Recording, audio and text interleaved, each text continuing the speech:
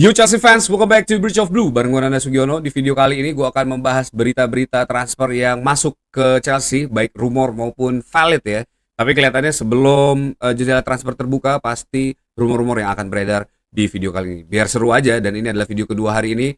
Karena kemarin gue gak sempat bikin video, hari ini gue akan langsung bikin 2 video sebelum besok gue akan keluarin preview match antara Chelsea melawan Liverpool. Dan gue juga akan mengadakan watch along. Jadi pastikan kalian semua subscribe channel ini, nyalain loncengnya, bantu gue buat sampai ke 10.000 subscriber. Kalian juga bisa bantu gue dengan memberi hype di video ini supaya makin banyak True yang bergabung di channel ini. Nah, sebelum gue memulai berita-berita ini, jangan lupa untuk kalian semua yang mau membeli jersey klasik dengan kualitas modern, langsung aja ke jerseymegastore.id. Di situ kalian bisa langsung search produk di sini. Kalian akan disuguhkan jersey-jersey yang sangat ciamik dengan kualitas modern. Check out menggunakan kode JMS Strip 10 untuk mendapatkan diskon 10% ya. Jadi tunggu apa lagi? Langsung aja check out di jerseymegastore.id. Nah, ini kita ke berita transfer. Sebelum gue mulai, ini ada berita yang sangat wow ya. Ini dilansir dari Sport Bible ya. Chelsea kemungkinan besar ya tidak akan membeli pemain ekspensif mahal di musim panas ini seandainya tidak mendapatkan spot di UCL di musim ini. Nah, ini tentu berkaitan erat dengan financial situation yang terjadi di Chelsea, karena kita tahu saat ini Chelsea sedang dalam fase pembayaran hutang dari Clarlake ya untuk para debitur yang dipinjamkan uangnya oleh Behdat Ekbali. Itu ada JP Morgan, ada Bank of America, dan juga pensiun, dan salah satu perusahaan yang juga membeli Inter Milan kalau nggak salah, gue lupa namanya apa ya. Itu sempat gue bahas di video gue sebelumnya, jadi kalian langsung aja cek video-video gue sebelumnya ya. Nah, ini tentu akan membawa satu negativity ya, terutama untuk para pemain. Bagaimana pemain akan merespon hal ini, dan mereka yang sudah dijanjikan akan mungkin ya akan dibawa si A, si B, si C ke dalam squad Chelsea. Ini tentu merasa demot ya dengan adanya berita-berita seperti ini, karena gue yakin mereka juga pasti mendengar berita-berita seperti ini ya, cuitan-cuitan dan juga berita-berita internal yang kasak kusuk situasi finansial dari Chelsea saat ini. Nah, tentu banyak pemain yang mungkin akan dilepas oleh Chelsea ya, dan Bluko di musim panas ini seandainya memang terjadi neraca keuangan negatif seperti yang sudah diprediksi oleh beberapa pihak sebelumnya. Pengelolaan Chelsea yang begitu buruk di musim ini oleh Bluko ya, akibat dari rasa percaya diri berlebihan mereka karena menjuarai Club World Cup dan memenangkan partai final melawan PSG yang katanya model terbaik sepak bola di dunia ya. Dan hal itu membuat Bluko merasa seluruh orang yang negatif terhadap model bisnis dari Chelsea ini salah ya, dan itu yang benar-benar menjadi bumerang buat Chelsea dan juga Bluko, karena merasa Maresca itu bukan tidak memiliki andil besar terhadap apa yang dicapai oleh Chelsea di musim lalu, yaitu juara Conference League dan juga Club World Cup. Mereka merasa itu adalah hasil jeripaya model bisnis mereka, sehingga mereka percaya mengganti Maresca tidak akan mempengaruhi performa klub dan tim pada musim ini ya, dan itu terbukti salah.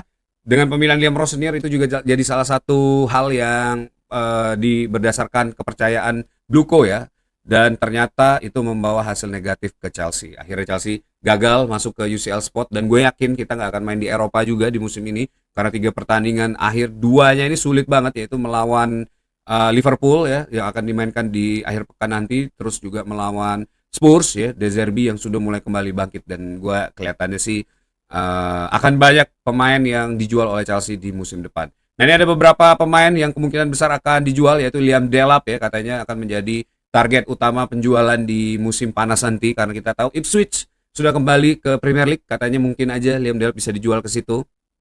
Terus juga ada Newcastle yang kelihatannya mulai tertarik dengan Liam Delap dan pengen mengganti Voltemate ya, yang saat ini nggak tahu kenapa kurang terintegrasi dengan skuadnya Newcastle ya, padahal di awal musim Voltemate itu begitu bagus ya, membuat gebrakan di Premier League. Bahkan gue merasa kayak wah sayang banget nih kita nggak dapetin striker seperti ini. Tapi ternyata setelah berjalannya musim, Voltemate ini ternyata agak kesulitan berkembang di Premier League ya. Tapi Liam Delap sendiri katanya masih pengen fight di Chelsea untuk mendapatkan tempatnya ya. Tapi sayangnya apa yang dikatakan oleh Liam Delap, di setiap pertandingan itu kita nggak bisa lihat seperti apa standar yang pengen diterapkan oleh Liam Delap ya. Dan kalau memang kita bisa cash out ini Liam Delap ya di musim panas nanti, mungkin 50 juta, 60 juta, it's a good deal, karena kita membeli Liam Delap dengan harga 30 juta aja. Dan semoga aja ini juga bisa membantu Chelsea untuk mendatangkan pemain-pemain lainnya yang bisa membantu Chelsea untuk compete lagi di musim depan. Coba terus pendapat kalian, apakah menjual Liam Delap ini jauh lebih baik daripada memberikan dia kesempatan satu musim lagi untuk membuktikan kemampuannya ya. Kemudian ada berita dari Wesley Fofana yang katanya Wesley Fofana ini sudah melakukan pembicaraan dengan FC Barcelona ya. Entourage-nya Wesley Fofana katanya sudah berdiskusi, terus juga sudah deal terhadap negosiasi gajinya dan juga bonus agent ya untuk Wesley Fofana, dan Barcelona katanya juga sangat tertarik untuk mendatangkan Wesley Fofana. Nah, ini kita lihat ya apakah nanti juga Wesley Fofana menjadi orang kedua atau pemain kedua yang akan dijual Chelsea di musim panas nanti. Tapi Wesley Fofana sendiri dari Chelsea sendiri ya katanya tidak akan menjual Wesley Fofana di bawah 30 juta euro ya, karena Wesley Fofana ini didatangkan di tahun 2022 ya dengan harga sekitar 70 juta pound sterling, menjadi salah satu back termahal di Premier League pada saat itu dari Leicester City, dan itu pada saat Chelsea lagi gandrung-gandrungnya sama Leicester City ya, jadi kayak Brighton Mart saat ini. Dan sayangnya sejak datang dari Leicester ini Wesley Fofana belum pernah satu musim full bermain dengan Chelsea, dan performanya juga naik turun ya. Terus juga ada momen di mana kita merasa kayak Wesley Fofana ini memang elite center back yang memiliki valuasi yang memang wajar segitu ya. Tapi kebanyakan momen kita merasa kayak scam ya, kita membeli pemain mahal dengan kualitas seperti Wesley Fofana ini ya, dan sampai saat ini mungkin udah di musim keempat atau kelimanya Wesley Fofana berarti ya. Ini belum juga kelihatan ini pemain bisa membantu Chelsea, dan umurnya terus bertambah, terus juga injury terus terjadi. Jadi menurut gue kalau memang ada kesempatan untuk melakukan cash out Wesley Fofana, itu mungkin bisa dilakukan oleh Bluco supaya lebih meringankan beban ya, karena gajinya juga gede, kalau nggak salah 250-an ribu per minggu ya. Ini cukup membebankan Chelsea di musim-musim kemarin ya. Ini termasuk yang mirip-mirip dengan Sterling ya, gajinya Sterling 300-an ribu dan tidak pernah dimainkan. Wesley Fofana juga begitu, 250 ribu kita menggaji pemain ini, dan dia selalu duduk hampir sebagian besar waktu di Chelsea ini dihabiskan di bangku cadangan ya, itu dia. Tapi menurut Kieran Gill, ini Wesley Fofana tidak punya intensi untuk cabut dari Chelsea di musim panas nanti ya. Nah, ini mungkin menjadi satu cara Wesley Fofana untuk bernegosiasi dengan Barcelona untuk menaikkan gajinya mungkin ya, karena mungkin tawaran dari Barcelona tidak sebesar apa yang ditawarkan oleh Chelsea. Jadi kita lihat aja nanti apakah Wesley Fofana ini segera pergi dari Chelsea. Kalau gue sih berharap semoga uang yang didapatkan dari Wesley Fofana ini bisa mendatangkan center back berkualitas, Premier League ready ya, dan siap untuk membantu Chelsea mempertahankan clean sheet dari game per game ya, week in week out. Bagaimana menurut pendapat kalian? Coba tulis di kolom komen. Apakah Wesley Fofana ini boleh dijual ya dengan harga segitu, atau menurut kalian dipertahankan aja karena punya potensi untuk comeback di musim depan ya? Coba tulis di kolom komen. Selain itu ada berita dari Transfer News ya, live. Ini Arsenal enter the race untuk mendapatkan Enzo Fernandez bersama dengan Manchester City dan Real Madrid katanya ya. Barcelona dan Real Madrid ini memonitoring pemain ini, Enzo Fernandez, situasinya seperti apa, kontraknya seperti apa, dan kelihatannya mulai tertarik juga dengan jasa dari pemain ini ya. Nah, ini Enzo Fernandez juga katanya cukup frustasi saat ini ya dengan situasi kontrak yang belum juga mendapatkan kepastian, dan juga situasi Chelsea secara overall pada saat ini yang kemungkinan besar tidak akan bermain di Eropa, belum tentu mendapatkan pelatihnya siapa ya. Ini situasi-situasi yang membuat Enzo Fernandez begitu frustasi di Chelsea pada saat ini ya. Nah, tapi Chelsea katanya belum mau menjual pemain ini, dan beberapa kali terus-terusan diulang ya, Chelsea akan tetap menolak tawaran yang ada pada pemain ini ya sampai musim depan ya. Dan di summer ini juga kelihatannya katanya Chelsea tidak ada rencana untuk melepas pemain ini. Tapi gue ragu, ingat tadi berita pertama, seandainya Chelsea nggak akan masuk UCL, dan itu udah pasti tidak terjadi ya, akan banyak pemain yang dijual. Mungkin salah satunya juga adalah Enzo Fernandez. Buat gue pribadi, pemain ini harus di-keep minimum 1-2 musim lagi, karena ini adalah pemain core player, salah satu pemain yang menggendong Chelsea ya di era-era kegelapan, dan juga saat ini satu-satunya pemain yang punya mental yang menurut gue cukup bisa menjadi katalis permainan Chelsea ya, selain Reece James yang juga arguably ini belum menunjukkan kapasitasnya sebagai seorang kapten dan leader Chelsea ya sampai sejauh ini. Dan Enzo Fernandez cukup sering juga memimpin pasukan ini ya untuk berjuang di laga-laga besar dan juga sangat sering delivered something di laga-laga besar. Jadi menurut gua nih worth it buat dipertahankan. Dan ya mungkin dengan meng-offload beberapa pemain yang gajinya mahal seperti Fofana, terus juga Delap, terus beberapa pemain lain yang nggak berguna, ini bisa membuat ruang negosiasi untuk Enzo Fernandez memperpanjang kontrak dan memberikan salary seperti yang diinginkan oleh Enzo Fernandez ya. Nah kalau kalian gimana? Coba tulis di kolom komen situasi Enzo Fernandez ini apakah lebih baik dijual atau tetap dipertahankan ya.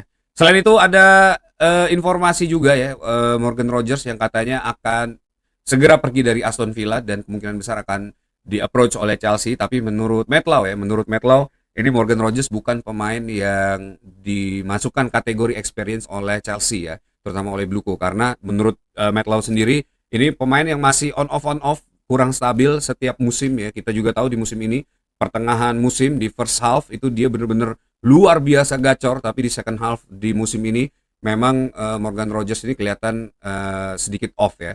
Nah itu juga yang menjadi pertimbangan dari Matt Law. Menurut Matt Law ini Morgan Rogers bukan pemain yang tepat untuk menjadi core player Chelsea di musim depan, karena masih perlu di guide, masih perlu konsistensi, dan menurut Matt Law Chelsea tidak mencari pemain yang setengah matang kayak gitu ya.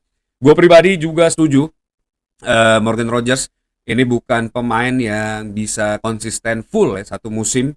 Tapi menurut gue dibandingkan dengan winger-winger kita yang lain yang benar-benar nggak punya kontribusi mungkin kecuali Pedro Neto ya, ini Morgan Rogers more better menurut gue. Tapi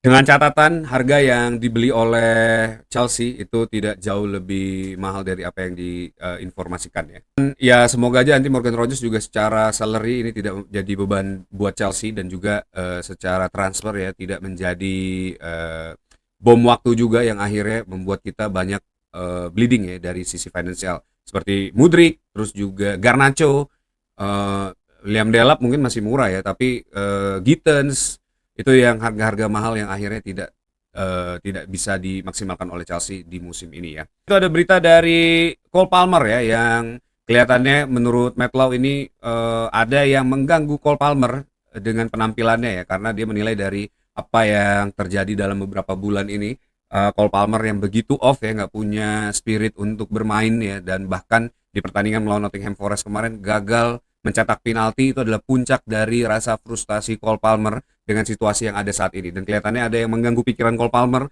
entah apa, mungkin dengan situasi internal Chelsea di mana tidak ada kepastian manajer, terus juga katanya tidak akan mendatangkan pemain bintang di musim ini karena financial yang terjadi akibat gagal masuk ke Champions League ya. Nah gue juga melihat Cole Palmer ini ya musim ini mungkin sulit ya untuk menilai dia, apalagi setelah ekspektasi yang dia set sendiri di 2 musim sebelumnya ya. Di musim lalu itu memang di second half Cole Palmer sempat off, tapi di akhir musim dia turn on kembali, dan di Club World Cup juga dia menjadi salah satu superhero ya pada saat melawan PSG di partai final. Begitu juga di Conference League di mana dia juga menjadi salah satu pemain yang benar-benar menjadi kunci kemenangan Chelsea pada saat melawan Real Betis ya, dan itu yang akhirnya membuat Cole Palmer begitu dinanti-nanti di musim ini, dan juga setelah kembalinya dari cedera ya. Tapi di musim ini juga Cole Palmer sendiri mengatakan ya kesulitan dia untuk kembali lagi mencapai performa terbaiknya setelah cedera, karena ini merupakan cedera pertamanya Cole Palmer yang cukup parah. Bahkan dia tidak ingin dioperasi, akhirnya hanya rehabilitasi konvensional dan membutuhkan waktu yang jauh lebih lama karena katanya dia ingin mensecure posisi di Piala Dunia di tahun ini ya. Tapi dengan adanya penampilan seperti yang ditunjukkan oleh Cole Palmer pada saat melawan Nottingham Forest, kita tahu Thomas Tuchel ini hampir selalu berada di Stamford Bridge di setiap kali Chelsea bermain ya. Baik itu mau scouting pemain ataupun dia hanya sekedar menyaksikan pertandingan, tapi apa yang ditunjukkan oleh Cole Palmer ini tidak sesuai dengan keinginan dia untuk masuk ke skuad Piala Dunia. Dan menurut gue juga kelihatannya Cole Palmer tidak perlu untuk main di Piala Dunia dulu mungkin ya, dari fans perspektif, supaya dia bisa beristirahat dengan maksimal, melakukan refleksi diri, terus juga mungkin mencoba mencari cara gimana caranya dia bisa membangkitkan kembali mental dan juga spark semangat dia untuk bermain ya, dan di musim depan dia bisa comeback menjadi Cole Palmer yang kita kenal di 2 musim lalu ya. Karena dengan adanya klub World Cup. Dengan adanya World Cup ini kemungkinan besar Cole Palmer akan dipaksakan untuk main ya, walaupun dia mungkin tidak menjadi starting, tapi pasti Cole Palmer akan dibebankan sesuatu oleh Thomas Tuchel, dan ini gue yakin akan memiliki efek yang cukup panjang karena di summer kemarin dia juga bermain di klub World Cup dan selalu dimainkan oleh Enzo Maresca, sehingga pada saat season Premier League sudah mulai, ini menjadi bom waktu buat Cole Palmer ya. Jadi ada baiknya ini mungkin Cole Palmer juga beristirahat di sisa musim ini, tidak dimainkan dulu ya, dan mungkin bisa untuk menemukan kembali bagaimana caranya ya untuk mengembalikan performa Cole Palmer seperti yang kita kenal ya. Nah, itu dia berita-beritanya. Coba tulis pendapat kalian di kolom komen tentang transfer out ini dan juga posisi Cole Palmer. Apakah menurut kalian Cole Palmer ini pantas untuk masuk ke Piala Dunia, atau memang sebagai seorang fans kalian pengen Cole Palmer ini istirahat dulu dan akhirnya nanti bisa kembali lagi di musim depan ya. Coba tulis di kolom komen. Oke, that's it video for today. Thanks for watching guys. Buat kalian yang suka sama video ini, jangan lupa untuk klik tombol like, share juga supaya makin banyak orang yang tahu mengenai informasi tentang Chelsea ini ya. Dan jangan lupa klik tombol subscribe, nyalain loncengnya, bantu gue buat sampai ke 10.000 subscriber, dan kalian juga bisa bantu gue dengan memberi hype di video ini supaya makin banyak True Blue yang bergabung di channel ini. Terima kasih untuk kalian semua yang sudah menyaksikan video ini sampai akhir. Tetap dukung Chelsea, once the blue, always be blue, up the Chelsea.